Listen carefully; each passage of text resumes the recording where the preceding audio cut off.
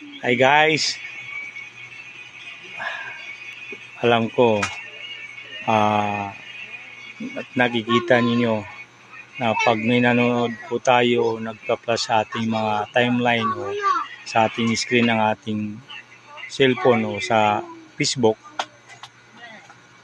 ay nalulula po kayo. Then medyo naano kayo, may inggit kayo nakikita, lalo na kung ang account nila ay monetize na at may sahod na kay Mita. Guys, yan.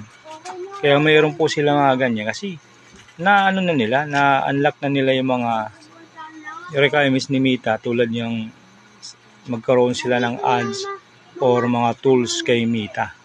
Kaya may mga nakukuha na silang sahod dito kay Mita. Tayo, asamin nyo din na wag lang kayo mainggit agad-agad or sasabihin nyo agad nyo makukuha yan. Matagal din po yan. Parang nag-aaralan din tayo ng college yan. Hindi tayo makakagraduate kung hindi natin tatapusin na 4 taon.